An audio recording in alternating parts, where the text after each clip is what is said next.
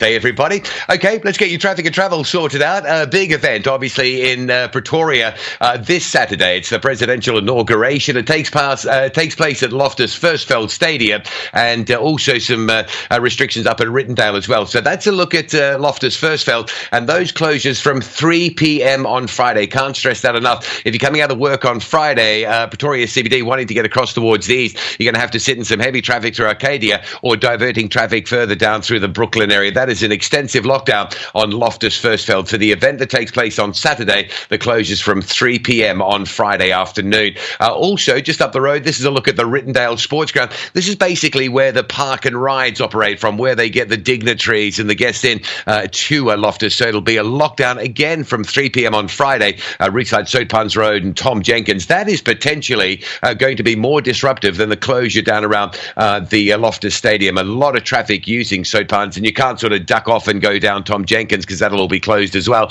And just this is a really important notice, the residential permits. If you live in those closed areas, you can pick up a permit. That closed yesterday, but it's been extended until 12 o'clock on Friday. So if you live in those areas, make sure you're making a plan to get your residence permit so you can get through that lockdown area. All right, just away from that, here's a crash on Joburg's N3. It's another bad one this morning. 4 cars and a truck involved. N3 north of Buccleuch. If you're coming from Germiston, from Bedfordview, Edenvale, look at that red line. It's heavy all the way through towards the Buccleuch interchange. Also in Joburg, protesting in Soweto at Tlamini this morning. Part of Chris Hani is closed and traffic diverting down through towards Pimville. You can see the tweet there coming in, some protests blocking Chris Hani. Also an impact on Ria Vaya. Ria Vaya buses are saying that the protest happening on Chris Hani and Klipsrad Valley, there are many sort of stations inaccessible, and there are Ria Vaya buses that are also being affected, quite a few of them from T1 to F35. So just expect diversions for traffic and delays and disruption to Ria Vaya this morning